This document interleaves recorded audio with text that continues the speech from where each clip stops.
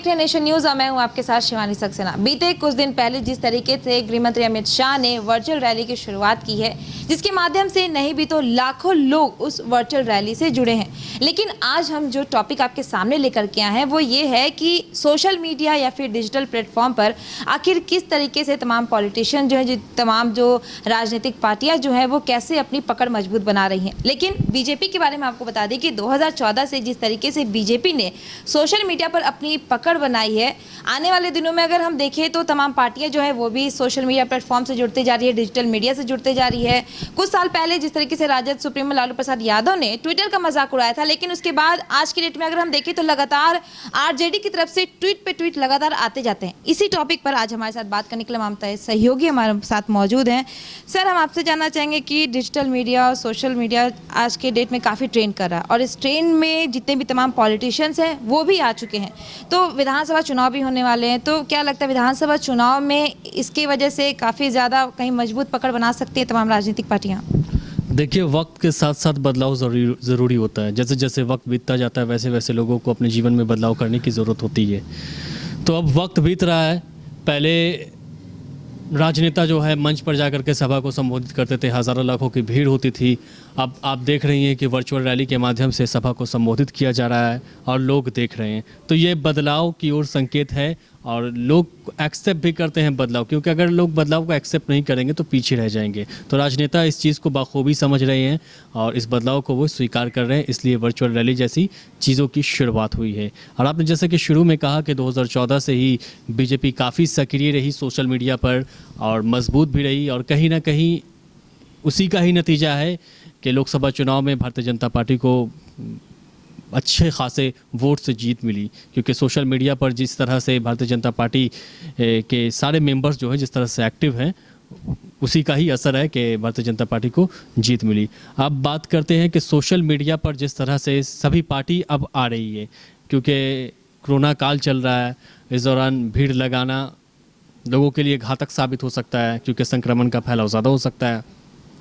तो इसलिए अब क्या है, चुनाव आयोग ने भी कहा है कि वर्चुअल रैली के माध्यम से, सोशल मीडिया के माध्यम से प्रचार प्रसार किया जाए तो बेहतर होगा।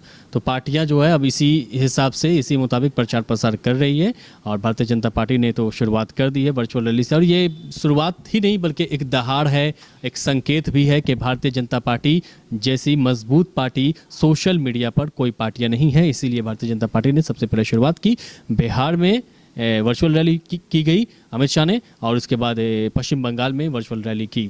तो ये एक शुरुआत है। बाकी आगे देखिए कि कैसे लोग एक्सेप्ट करते हैं सोशल मीडिया को, क्या प्रभाव पड़ता है इसका, ये आने वाले वक्त में पता चल पाएगा।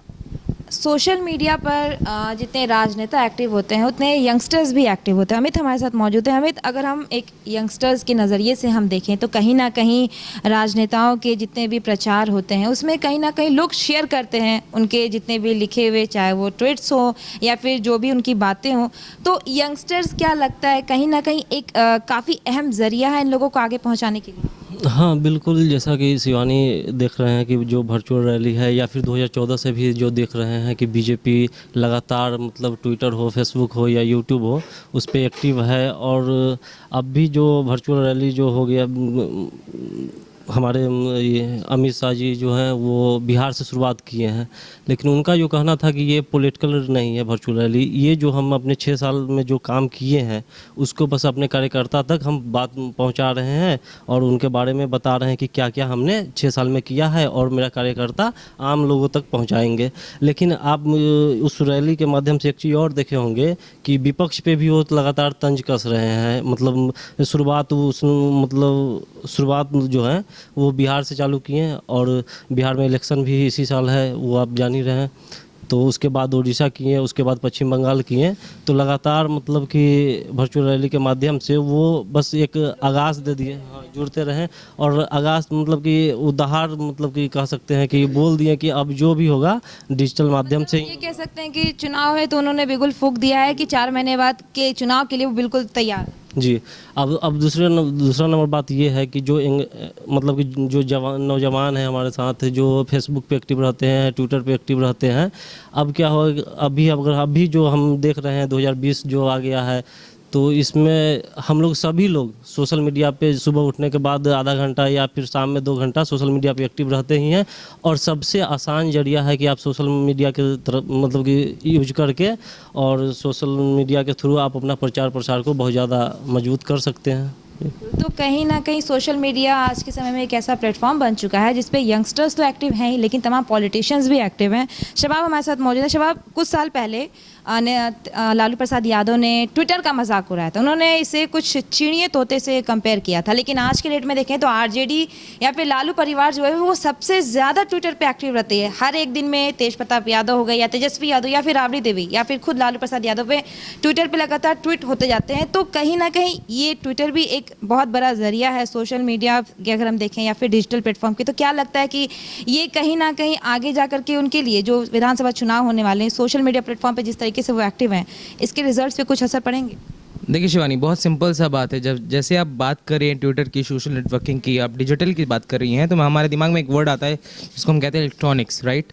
तो मुझे लगता है कि इलेक्ट्रॉनिक्स एक अगर एक पेड़ है तो उसके अंदर का डिपार्टमेंट है डिजिटल, सोशल नेटवर्किंग, इस तरीके का डिपार्टमेंट से बांटा हुआ है।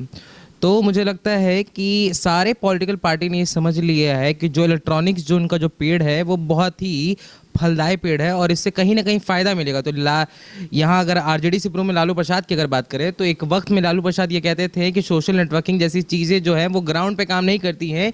ग्राउंड पे जब आप भाषण देते हैं, लोगों से इंटरेक्ट करते हैं तो ज़्यादा मुखातिब होते हैं, ज़्यादा लोगों से आप जुड़ सकते हैं। मगर कहीं ना कहीं इस प्रोडक्टिव और इस कह सकते हैं डेवलप्ड राज्य में, डेवलप्ड टाइम में लगता है कि नहीं, सिर्फ वो जो रैली में खड़े लोगों से नहीं, बाकी जो घर के अंदर बैठे लोग भी हैं उनसे भी जोड़ा जाए। तो उसके लिए लोग डिजिटलाइज अपने आप को करते हैं। अगर हम बात करें तेजस्वी की या पूरे के पूरे हम बात करें आरजेडी खेमा की, तो आरजेडी खेमा खुद अब सोशल नेटवर्किंग साइट पे कमान संभाले हुआ है। जो सत्ताधारी नहीं है वो भी इस लड़ाई में उतर आए हैं सोशल नेटवर्किंग के साइट पे। अगर आप बात करें ट्विटर पे लगातार पक्ष विपक्ष में तानाकशी होती रहती है, लगातार सवालों का बौछार लगातार चलते रहता है। तो बात बिल्कुल साफ है, इलेक्ट्रॉनिक्स मीडिया जो है वो पॉलिटिकल जिंदगी पे कहीं ना कहीं एक बहुत बड़ा ही कारगर साबित कर रहा है। शिवानी, बिल्कुल। हमारे साथ आशीष यहाँ पर मौजूद हैं। सोशल मीडिया कहें या फिर हम डिजिटल प्लेटफॉर्म कहें, तमाम राजनीतिक पार्टियाँ जो है इस पर काफ़ी ज़्यादा एक्टिव हैं, लेकिन बीजेपी काफ़ी ज़्यादा आगे चल रही है। उसके बाद अगर देखें तो जेडीयू भी सक्रिय है, लेकिन फेसबुक पर फिलहाल आरजेडी काफ़ी ज़्यादा एक्टिव है। तेजस्वी यादव जब होता है तब वो लाइव जाते हैं, पोस्ट शेयर करते हैं, लोगों तक अपनी बातें रखते हैं। तो चुनाव भी नज़दीक आ रहे हैं, तो क्या कह सकते हैं कि कोई रणनीति है आने वाले चुनाव के लिए? देखिए शिवानी, सबसे पहले वर्चुअल रैली जो बीजेपी की थी वो समझनी होगी हमें। बीजेपी ने जब वर्चुअल रैली की थी तो सबसे पहले इस बात की पहले से ही एक हवा जो बनाई जाती है वो हवा बना दी गई थी वर्चुअल रैली की। वर्चुअल रैली को प्रमोट करने के लिए तमाम सोशल मीडिया पर आप इवेंट के थ्रू या फिर आप कह लीजिए मीम्स के थ्रू या किसी भी तरीके से ये पहले बताया जा रहा था कि भाई वर्चुअल रैली बीजेपी की होने वाली है। वर्चुअल रैली का बीजेपी को क्या फ़ायदा हुआ ये समझने वाली बात है। बीजेपी ने जब वर्चुअल रैली की तो घर घर तक हर एक फ़ोन में वर्चुअल रैली बीजेपी की देखी जा रही थी। सबसे बड़ी बात कि बीजेपी इस बात को अच्छे से समझ चुकी है कि सोशल मीडिया जो है उनके लिए एक बड़ा हथियार है। 2014 की बात करें, जैसा हमारे आसिफ ने कहा कि 2014 में सोशल मीडिया ही एक ऐसा प्लेटफॉर्म था जो सबसे ज़्यादा बीजेपी को फ़ायदा पहुंचाया था। और सोशल मीडिया अगर बात करें तो नरेंद्र मोदी सोशल मीडिया पे सबसे ज़्यादा एक्टिव भी रहते हैं। हालांकि कुछ दिन पहले उन्होंने कहा था कि मैं ट्विटर फेसबुक से संन्यास लेने जा रहा हूँ, लेकिन ऐसा हुआ नहीं। वो अभी भी एक्टिव रहते हैं, लगातार ट्वीट आते हैं, उनके पोस्ट आते हैं, बीजेपी के कई पोस्ट आते हैं। अब बात समझने वाली है कि बीजेपी आगे क्यों है, क्योंकि बीजेपी ने ये रणनीति बना ली है कि सोशल मीडिया ही एक ऐसा प्लेटफॉर्म है जो जनता तक सबसे अच्छे तरीके से हम वहाँ तक पहुँच सकते हैं, घर घर तक पहुँच सकते हैं, एक एक फ़ोन में पहुँच सकते हैं। अब बात करते हैं दूसरी पार्टी की। दूसरी पार्टी यानी कि आरजेडी की अगर बात करें, बिहार में सबसे बड़ी पार्टी है वो। उस हिसाब से तेजस्वी यादव को अगर देखें तो वो हर मुद्दे पे हर 1-2 दिन पर वो लाइव जाते हैं, फेसबुक लाइव करते हैं और जनता से बातचीत करते हैं और अपने मुद्दे बताते हैं, जनता की समस्या सुनते हैं। आपको याद होगा शिवानी, जब वो जो गोपालगंज हत्याकांड मामले में वो गोपालगंज कूच कर रहे थे, उस टाइम भी तेजस्वी यादव ने अपनी गाड़ी में बैठकर फेसबुक लाइव किया था। मतलब साफ है, मतलब ये है कि वो सोशल मीडिया के थ्रू डिजिटली सबके पास जाना चाहते हैं, अपनी बातें पहुंचाना चाहते हैं, ये दिखाना चाहते हैं, क्योंकि सोशल मीडिया सबसे बड़ा प्लेटफॉर्म और सबसे अच्छा प्लेटफॉर्म है। आप भी फ़ोन यूज़ करती हैं, आपको भी कोई ना कोई वीडियो तेजस्वी यादव की, पीएम मोदी की, अमित शाह की आपको दिख जाती होगी। जो एक टीम बैठी है बीजेपी की हो या आरजेडी की हो, वो वीडियो रिलीज़ करती है और आपके फ़ोन तक वो पहुंच जाता है। तो ये सबसे बड़ा प्लेटफॉर्म है। बात करें अगर चुनावी रणनीतिकार कौन है? पीके चुनावी रणनीतिकार इसलिए कहे जाते हैं कि उनको कहा जाता है कि अगर कोई भी पार्टी अगर जीत का श्रेय देना है तो पीके के पास वो पहुंच जाता है। पीके डिजिटली बहुत एक्टिव हैं। अगर आप उनके पोस्ट देखें, चाहे कुछ भी देखें, तो वो डिजिटली एक्टिव रहते हैं। और आज के समय में जिस तरीके से कोरोना काल चल रहा है और उस टाइम में पीके का डिजिटली एंट्री होना ये तमाम पार्टियों को कहीं ना कहीं एक बड़ी चुनौती दे सकता है। अब बात कर लेते हैं प्लूरल्स पार्टी की। आप देख रही होंगी प्लूरल्स पार्टी की जो पुष्पम प्रिया चौधरी हैं, वो मीडिया से इंटरेक्ट नहीं हो रही हैं।